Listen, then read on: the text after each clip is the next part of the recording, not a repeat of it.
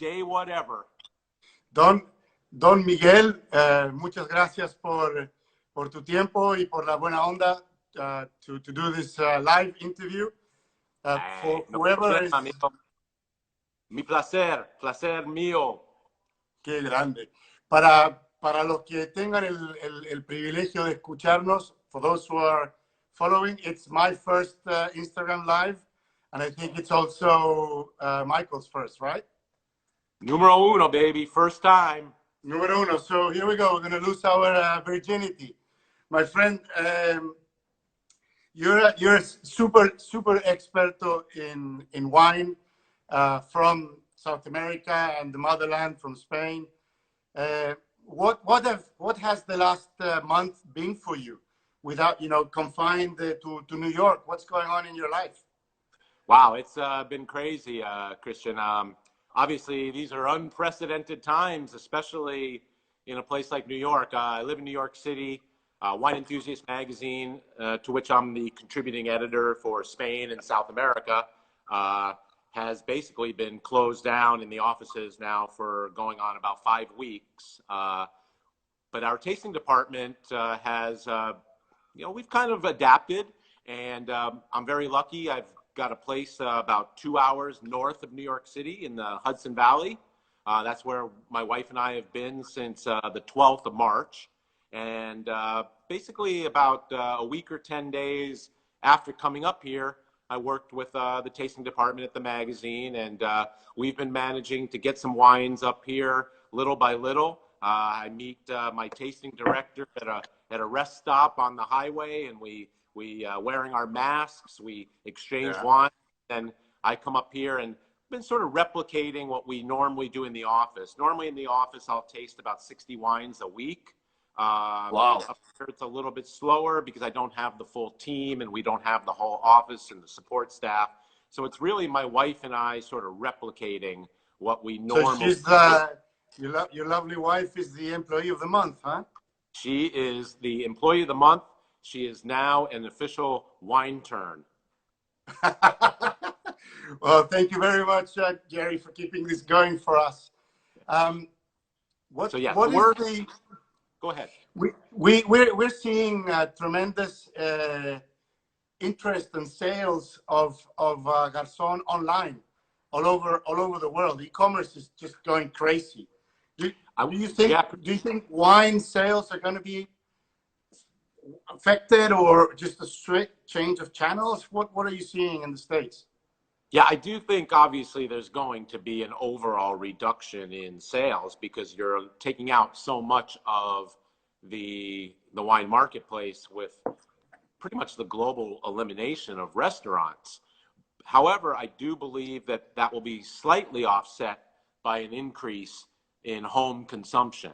I'm not privy to actual statistics, but everything that I've been hearing is that online wine sales have never been stronger, that this will actually benefit retail markets and, of course, those who do the distribution of the wines to the consumer, i.e. FedEx, UPS, the United States Postal Service. I think these businesses and online wine, be it wine.com, Wine Express, which is the wine enthusiast direct-to-consumer element, these businesses are actually doing very, very well under pretty bad circumstances. So, to every storm, I guess there's a silver lining. Well, my friend, I remember very well one of the first interviews we did. It wasn't, I don't think Instagram was even available, but you went to see the aftermath of the earthquake in Chile. And you're really interested in how we, how we worked as a team and how we rebuilt. And that experience is helping me here because there's much more uncertainty here. We don't know how long it's going to last, but I remember that you were very interested in how we had helped the community and what are the ways, ideas or things that are happening in New York. You're super tough. How are you helping that hospitality community. A lot of people are out of a job. Basically, we have our own restaurant in the winery, which is really nice, but it's been closed for more than a month now. So exactly. Well, this is a scenario that's being played out worldwide. I don't know if there's any place on the globe right now in which people are actually dining in restaurants. So, I mean, I think in an effort to try to, help out the restaurant community, we just have to be, there are things you can do. You can contribute to GoFundMe accounts. You can buy gift certificates for future dining. These are some of the things you can do, but they're very small. I mean, it's very clear that restaurants are going to suffer immeasurably, and many are just, unfortunately, I just feel are not going to make it. It's going to be a gigantic rebuild, and the same way 10 years ago, in which some facilities in Chile completely collapsed and were destroyed, they were rebuilt. Others were damaged and survived. Others experienced very little damage and were able to come out of it okay. And I think that we're going to be able to sort of compare that to the restaurant industry, but it's going to be really, really a long road back. And if there's one industry that I feel for almost the most, other than obviously healthcare workers, it would be restaurant workers. Nobody's getting beat up and taken down further than restaurant owners, restaurant workers, sommeliers, wine buyers, servers. It's just está muy triste. yeah, it is muy triste, absolutely. I just want, trying to cheer up everybody. I'm Smiley Wylie, eternal optimistic. I wanted to share with you, we had a fantastic harvest, despite all the, protocols of sanitary protection. And we brought in some really, really good grapes, Tanat and Cap Franc, Marcelin. And we're almost ready to start shipping the Pinot Noir Rosé, which has been a big success. So on that happy note, what do you see? What will be the new normal? I mean, we'll be doing all this online. We've done some tastings online and stuff, but I don't have a crystal ball, Christian. I'm not a epidemiologist or a infectious disease expert. I mean, I know what my wishes are, and that would be that this would be over as soon as possible, and that it's a seasonal viral epidemic that goes away. But I know somebody else, so-called leader, who wanted everything to go away. Well, things just don't go away the way you might wish. I really have no idea. I'm very fearful that we are going to be under severe restrictions until a vaccine is found, tested, and becomes commercially available to millions, tens of millions, hundreds of millions of people. I don't know if that's going to happen for who knows how long. Otherwise, when would you? Again, it's a similar question, but when would you feel comfortable to start traveling again? I know you had to cancel your last trip to South America at the end of March. Right. When would you feel?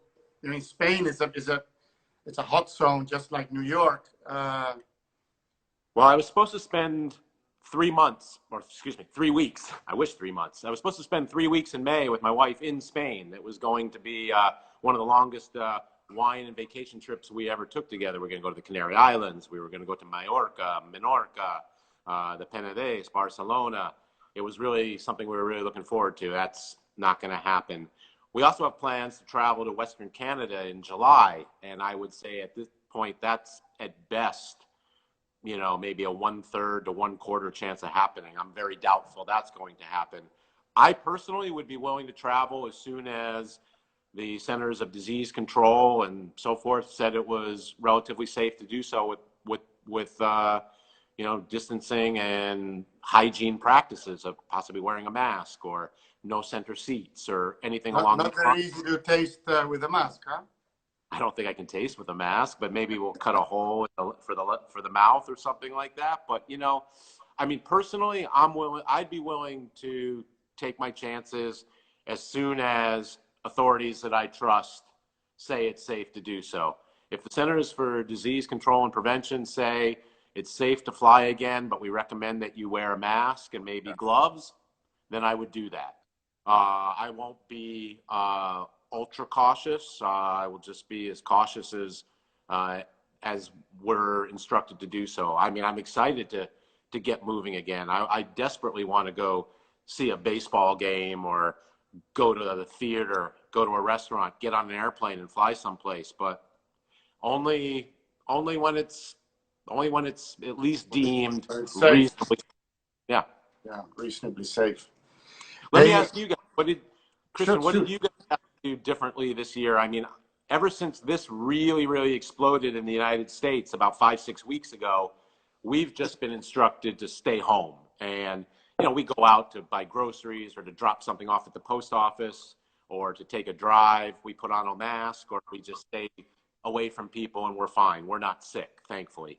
However, what did you guys do? You guys had to harvest grapes, crush grapes, make wine. Now, I know early. yeah, but, we teníamos el diario del lunes, Monday's newspaper. We saw what's going on in Italy and what had happened in China. We do business there as well. So we came out pretty early before the Uruguayan government started giving out orders. We went all out, first of all, protecting our people, our team, and shutting down the restaurant, which would be a point of contagion from tourists, visitors, and then secure the harvest. And to secure the harvest, everything is handpicked. So our biggest problem was actually transportation. Garzón is in the middle of nowhere, so getting the workers to the winery, to the vineyard, was the biggest struggle, because they spend about an hour and a half in a bus coming in from Maldonado, from Punta del Este, from Rocha. So we had to, get protocols to disinfect the bus, to have alcohol in gel, to give everybody a mask and the gloves. But a lot of people have been sharing their best practices. One of the great ideas of our administration guy was the only way these people are going to help is if you empower them, to say, hey, the guy sitting next to me has a cough. The guy across the road looks like he's got fever. And then say, yeah, sure, all right. But we'll empower them to control this before they get on the bus at 5 a.m., before they come to the vineyard. But the problem is this is developing country, really, really low income. So these are people that are actually used to going to work feeling sick because they just can't miss work. They can't afford to lose a day of pay. And there is a bonus in the salaries here that incentivize presentismo. So if a worker comes every day, he gets a 12% more salary. Presentismo. Exactly. So if he doesn't show up, general presence. He doesn't show up one day, he loses that. So what we did is we said, guys, if you don't feel good and you go to the doctor and you can prove it, you will not lose your presentismo. And that encouraged everybody to be super responsible and because you and I are okay, but my mom is here. She was visiting from Chile. She hasn't been able to go back, and she's in the risk age, 75 plus, starting diabetes, a little bit of high blood pressure.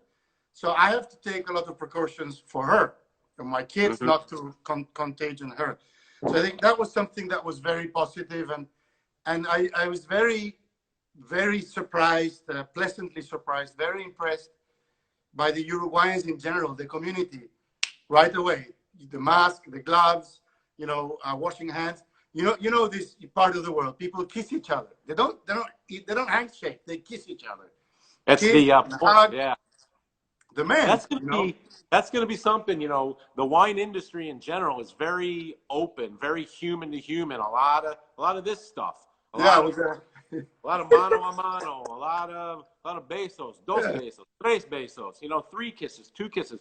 We are going to have to probably, you're asking me about the future. I think that's something we're going to have to be very, very conscious about coming out Yeah. of this is, So imagine handshake. that we wrote, the typical protocols to be everybody to be safe and the distancing in very layman terms, like two carpinchos away. So you're 2 meters away, carpincho capybara. But all of these guys come on the bus in the morning together. I say they're riding with the windows down. They got the mask. Everybody has, rattled a whistleblower. This guy didn't look good. And then all of a sudden, they're sharing the mate. They're sharing the straw of the mate. So we had to say, do not share the straw of the mate. Don't kiss each other. It's but I'm very, very impressed by the civil maturity of Uruguay. Amazing how without the use of force, Right. because it's not obligation, it's not mandatory. The government has exhorted them to do this, and it's incredible how respectful they are of the community. Again, Uruguay is different in the sense that you have a age structure more similar to Europe. It's not like Chile with all my friends have 6, 7 kids. I have 2. My wife is from Uruguay, but I'm really surprised, and all of this happened with a new president. So Yeah. we got a new president I think he's doing the right things. He's got good popularity percentages. Okay. Just like yours. Oh, yeah, yeah. Just like ours. Just like ours. So anyway, not everybody wants to play Doral. Just you. I was thinking about a new T-shirt, man. How about no comparte mi bombilla? Well, there you go. No You comparte la can't bombilla del you mate. can't share my mate straw. Yeah, that could be a little misinterpreted in Spanish, but it's all good, man. Uh-oh. What does bombilla mean? You become a monógamo, man. But it's all good. There's slang for absolutely everything in Spanish. Everything I say has 2 or 3 meanings. I can't get away with anything. Last time I wanted to coger el autobús, somebody said, "No, you don't want to do that."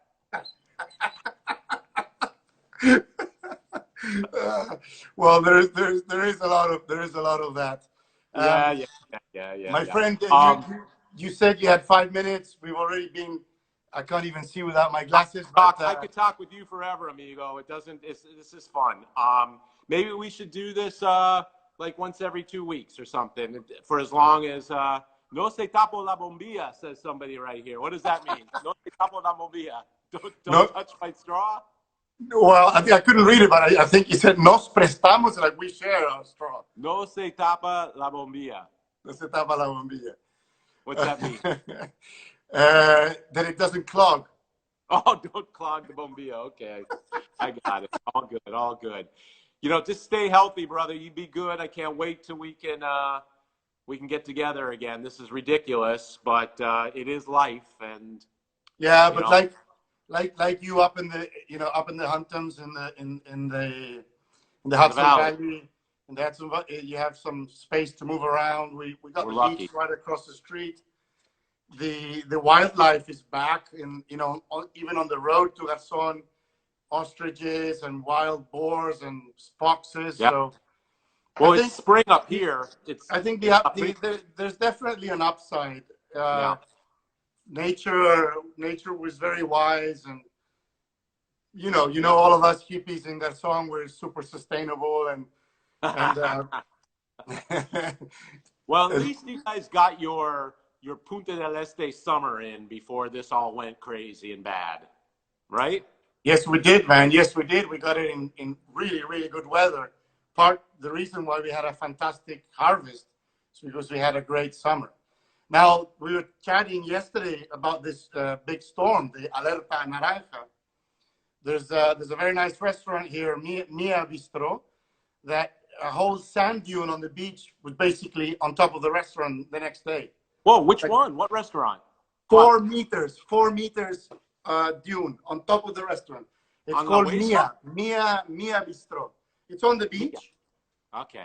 and it was so the storm was so strong, it blew the dunes like, I don't know, 5 meters or 10 meters east, Right. and they have a sand dune inside the restaurant now. Oh, jeez. Okay. Yeah, yeah. Arena incluida, huh? Arena incluida. So Okay. I mean, can you imagine how La Huella is today? Or there's a few La Susana that belongs to the Vics. There's probably a lot of places on the beach that got massive sand dunes on them. Well, at least it's April and not February or January, right? Yeah, it is. It is. Yeah. We'll just just like you. We hope we can get back to business as soon as possible. Yeah. This Well, debate of in the meantime, catando de casa, and cat, what did they say? Keep calm and go carry on on. and on and Yeah, on. well, that's and on and on and on, man. That's the motto. That is the motto. All right, bro. Let's do this again, like next week, 10 days, something like that, okay? Thank you very much, and good luck with all the tastings. And stay safe. I hope all your friends and loved ones are okay in New We're York. fine. Gracias a Dios, we're doing fine. We're okay. We love you, man. Take care. All Muchas right. gracias. Take care, Wylie. Ciao, ciao. Ciao.